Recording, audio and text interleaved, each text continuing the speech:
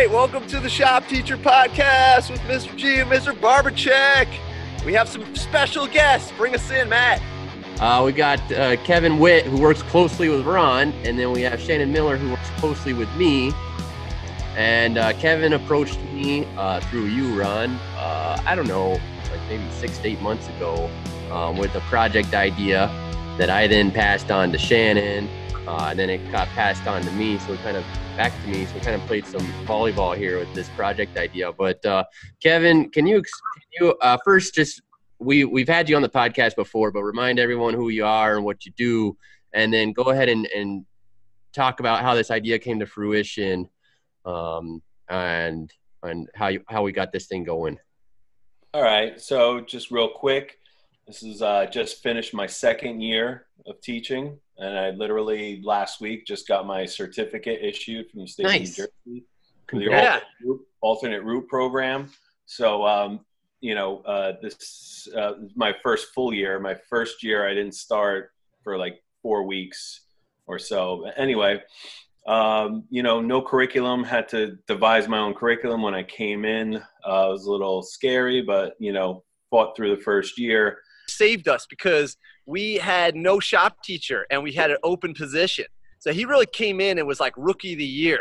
So I'm really happy to have Kay with us, and he has stepped up and also joined the shop teacher social media, which is fantastic. So I think this project you guys are going to talk about is kind of a result of all that, right? My first project, which is a picture frame, then I moved into making a box, because my philosophy is most of carpentry is boxes and frames can be broken down into those components. The box project, I was getting a little frustrated with even the, I guess out of my frustration with the first project of being continually asked, what's next? What do I do next? What do I do next? And realizing how important instructions are, reading instructions, following instructions, written, that my next project, before we even started building, we do a drawing, basic drawing, orthographic on pencil and paper. And then I had them, as I did my demos in class, I told them, I want you guys to write in your own words your instructions so you can follow this as the project goes along. And it's not like, Mr. Witt, what do I do next? Mr. Witt, what do I do next? Try to be self-sufficient. That was the first generation of that, project. And then when I came to this year, when I knew I wanted to do it again and I wanted to kind of refine that, really just sitting around eating dinner one night, I'm like, this would be cool to try to tie in or try to connect with some other people. And how do I present this lesson and try to say, well, try to use just your words to build something and not use any drawings or not use any YouTube videos or anything like that. How can we just use our words and our written language to write a set of instructions and then try to pitch it? So saying, if you're giving this to another woodworking class of, say your age or your beginning level to somebody else, they can be able to duplicate what you've done. And then that's kind of the genesis of the whole project. That was the impetus of that. Yeah, it's cool. That's probably about the time you called me and said, let's try this. I said, sure.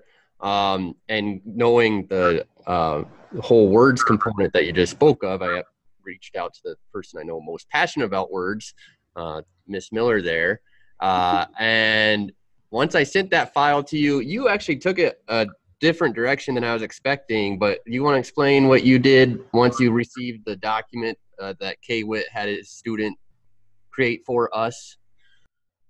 Well, this past school year, I was able to get a class of just technical writing, so it wasn't literature-based, for the students who are more hands-on. They could use words to kind of connect to their passions a little more. And because we're a small school, all of them take shop, and well, almost all of them take shop. And I thought this would be a good opportunity to kind of cash in on those interests.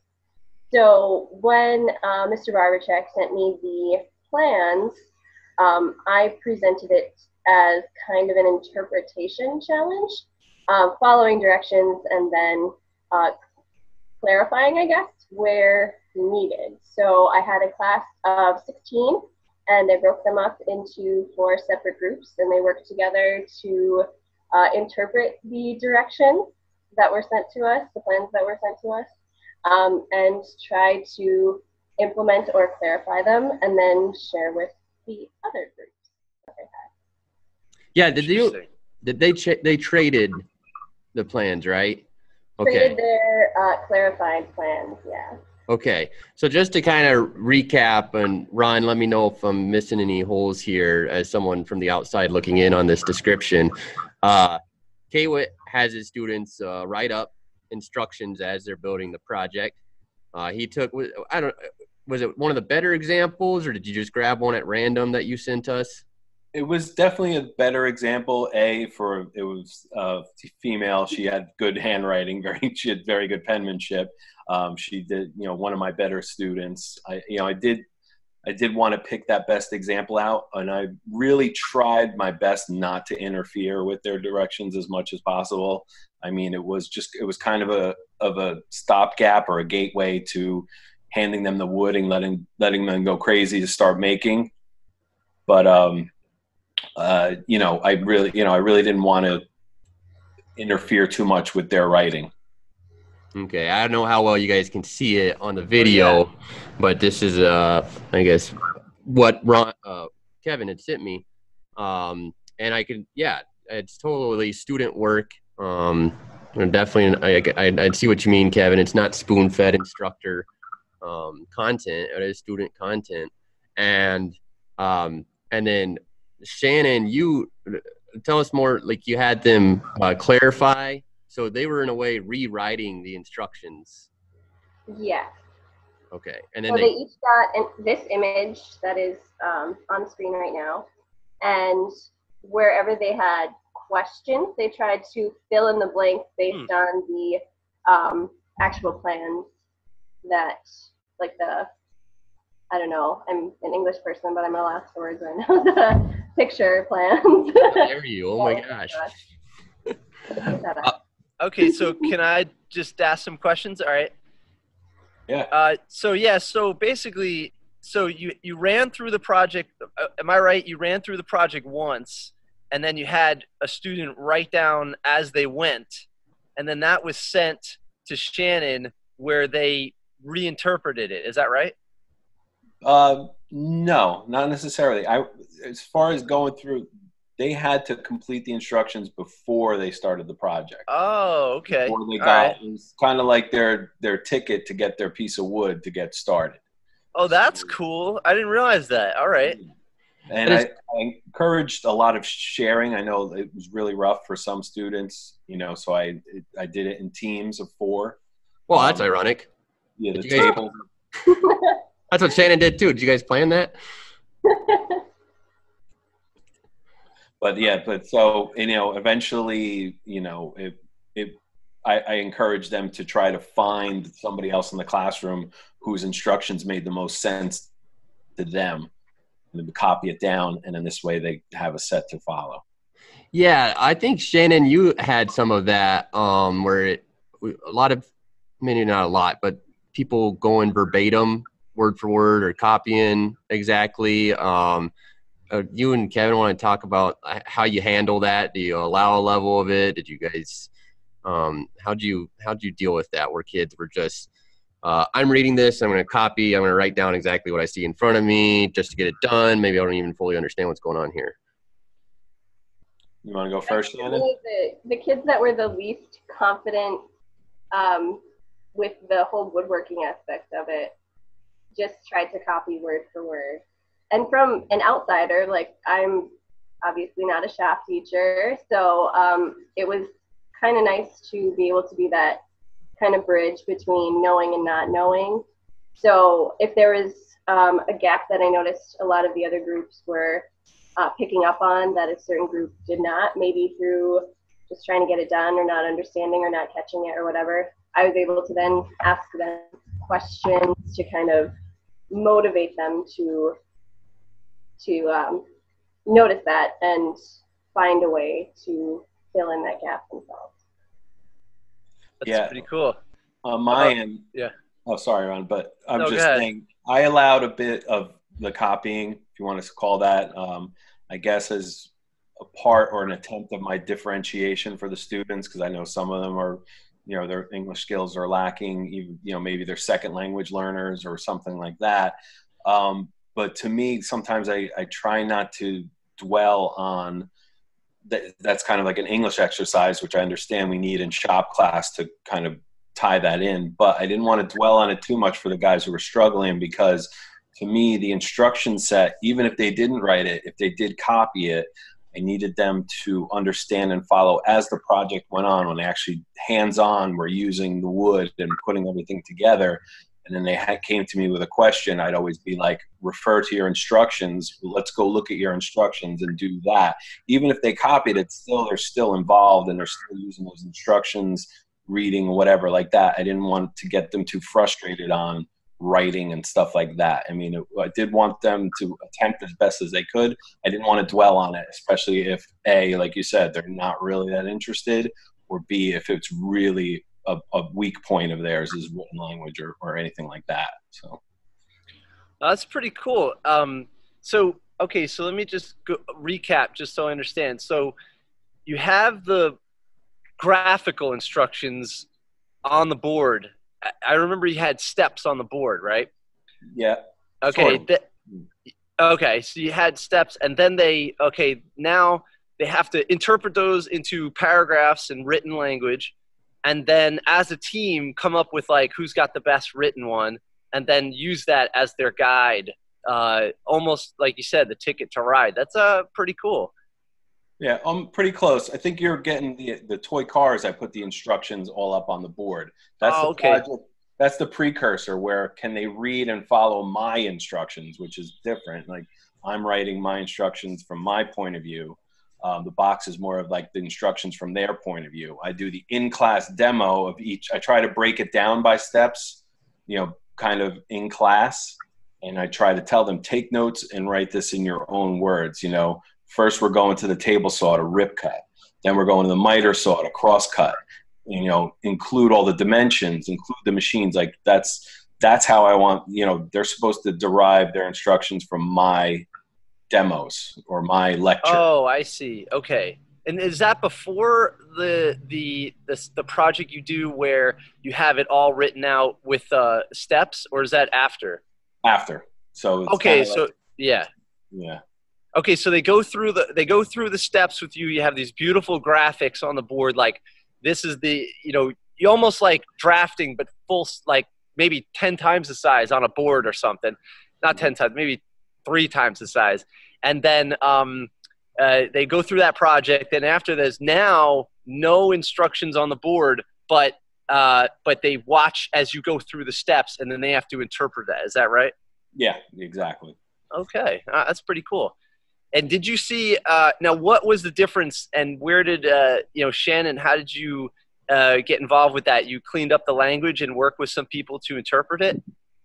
Yeah, I tried to make it an exercise in communication, like being able to effectively communicate via writing and being able to fill in the gaps out loud. So groups rewrote the directions together, but then the groups swapped, so they had to follow each other's directions. Okay. So that was interesting, and it gave them a good opportunity to communicate with each other in a professional way. Like, hey, I don't understand what you wrote for step number 3. Can you explain it to me a little more? Oh. Right. Now, I want to talk about that phase where the kids were rewriting the instructions that Kevin's student had provided us. I feel like a couple of the instructions downgraded from the original. Would you agree? Definitely did. It's like the telephone game. It really was. And there were some other factors. Kevin, you mentioned that you had a student who is female, so she had good handwriting. I don't think that did her any favors with my mostly male population, who were like, this girl doesn't know what she's talking about. So that I had to, remind them, like, okay, you guys are Googling what a curve cut is. So that was a kind of a thing for them too. Like, nobody knows everything. You got to be, you know, a little more understanding, have some empathy. Just because she's got we didn't know it was a she at the time, but they were assuming it was a she. Just because it's a she doesn't mean she doesn't know what she's talking about. Listen to me, I'm a female teacher telling you, just because she's a she doesn't mean she doesn't know what she's talking about. But there was a group that, because they didn't know what a curve cut was, decided they were going to redo the plans completely, and they did like this slot cut. Yeah. For everybody, and it got kind of weird, but it was really fun to watch them kind of communicate through that. Wait, so let me ask you a question. So once you guys worked on it, in Shannon, in your class, then was it brought over to Barbercheck's class? And did you make the thing, or was that not part of the circle? Oh! That's the thing! I had the class at the same time that Mr. Barbercheck was having open shop hour, so I was able to teach the class down there. So we were able to do kind of a English shop class mashup for a couple weeks. Yeah, that is so cool.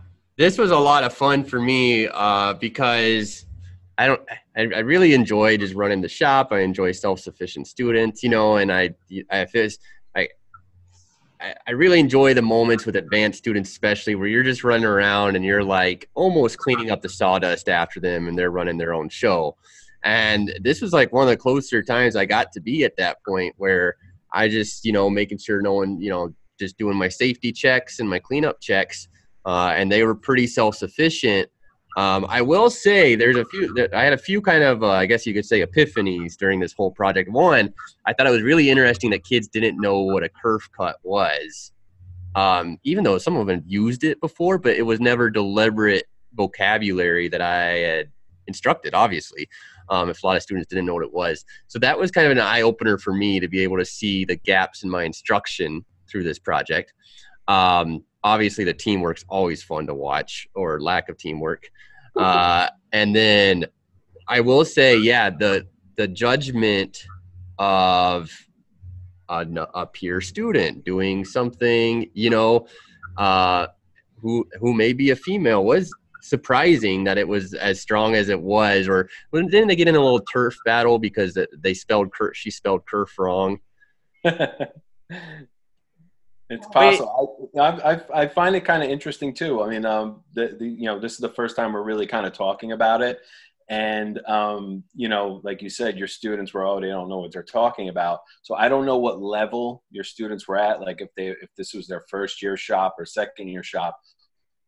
All my students, I mean, my class is an intro to woodworking. So this is the first time really they've done anything. It's the first time these kids have had a screw gun in their hand, pretty much anything. And with the language with that, I mean, we went over what a dado is. Mm-hmm. And I was either accepting with them when I talked to them, I'm like, it's either a dado or a kerf cut, whatever you want to write down. And, you know, so I got mixed results there. Some kids are writing curve cut, you know, C-U-R-V-E. Oh, interesting. From my speech, they interpret it as a curve cut, but you know, it's a kerf cut. But you know, that's like I said, it really is. They really don't know what they're talking about in a way. I mean, yeah. They are correct. They don't. But this is the process. This is the you know, this is the journey that they're trying to get through and work out those things. And like I said, the more important things to me that I find myself repeating the most is, what machine are you going to? What is that machine called? Not just the machine that cuts wood.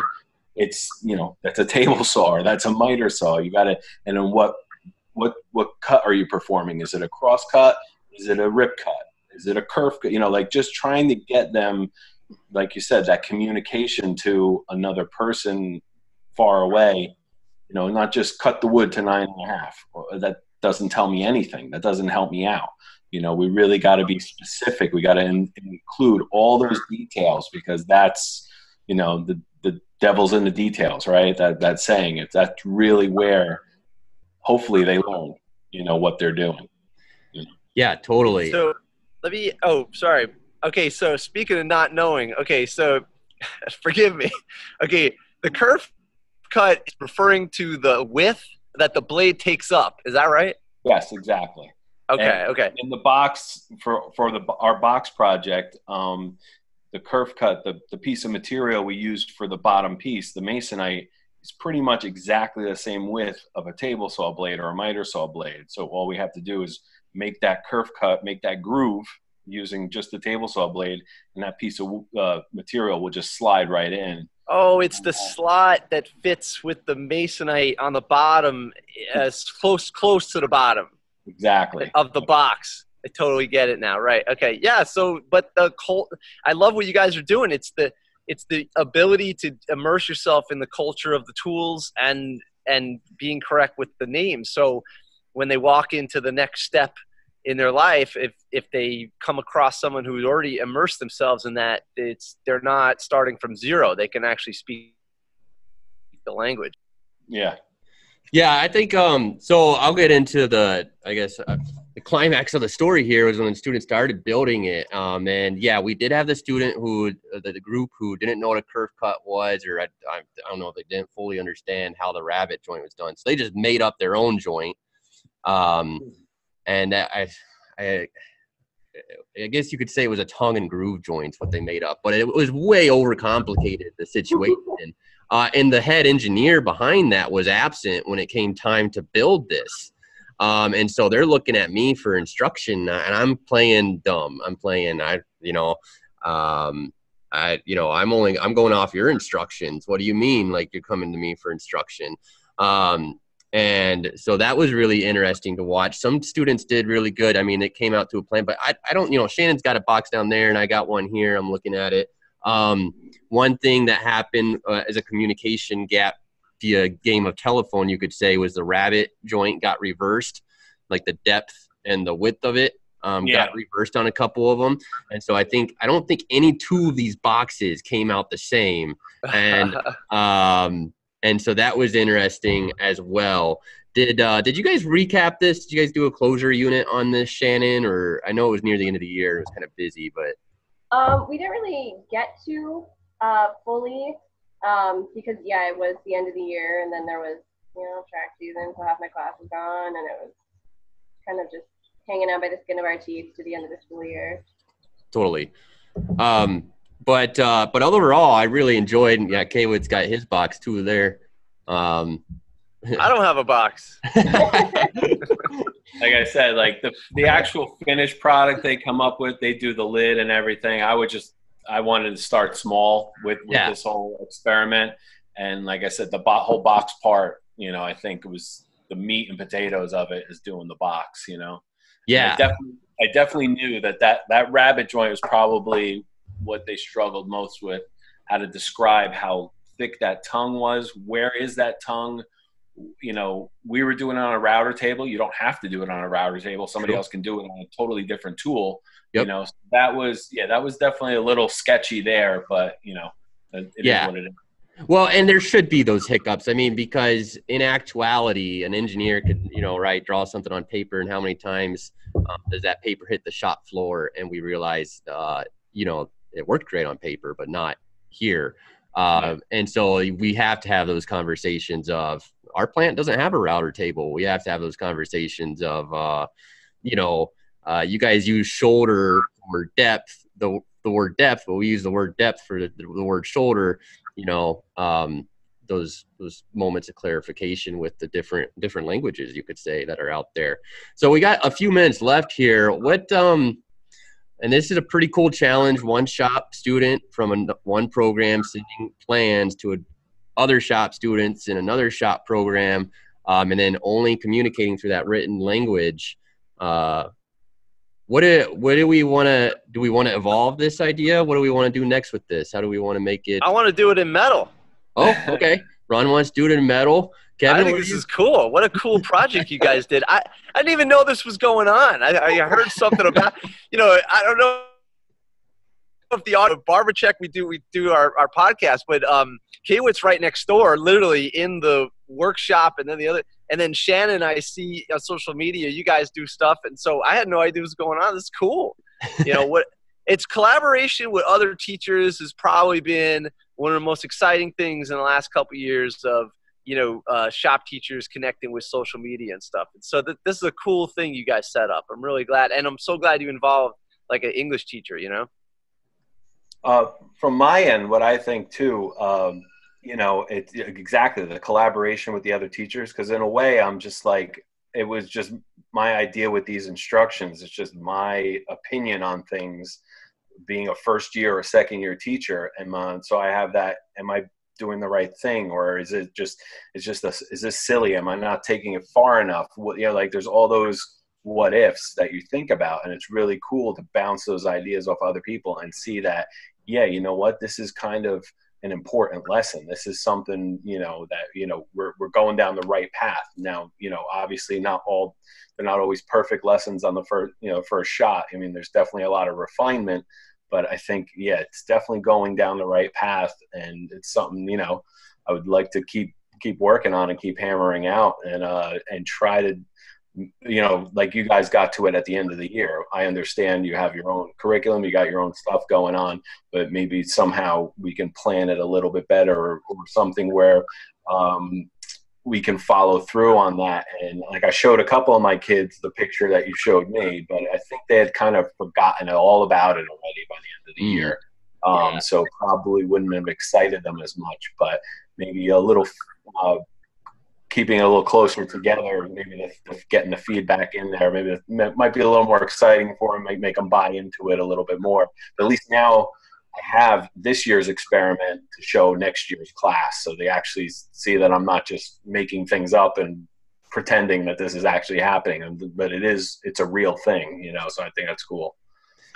Yeah, totally. I think that's all. I think it'd be exciting to have it going a little more two-way as well, where we run maybe Miss Miller and I have students write plans for a frame, and you guys get the frame plans and we get the box plans. And then I think it'd be cool as a final recap to have the students connect and digitally or whatever, and just say, oh, that's what you guys meant, or this was a source of confusion or whatever, So I think it's a pretty cool idea. It's communication with impact. I think it's kind of undersold how important that is in the manufacturing world and if you're a general contractor, your ability to communicate with your clients about what you're doing to their house clearly, so people can visualize it, is a super powerful attribute. Same if you're a plant manufacturing widgets, and it's frustrating when you're in the shop, you're working with kids who want to, use that thing over there to do this. And you're like, I don't know what this thing is or what that is, what, what tool, what operation, come on, give me specifics. So I think this was a great exercise. I loved what your student did write down. And I think that set a good example to my students for my expectations of what I have for them for communication. So yeah. So you guys think you'll run it again next year? I'm up for it, Yeah, I'm open to it.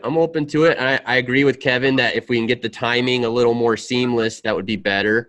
And then, I'd be open. I don't know if any other shop teachers listening to this would like to dive in on something like this as well. But I think you could involve a multitude of programs. It could be scaled up or left where it's at and still be a very positive impact. So any closing thoughts? We got like about a minute here of recording time. Go ahead. I would just wonder, maybe I missed an email or anything like that. I would love to see some of Shannon's students' instructions. I've seen the picture of the box.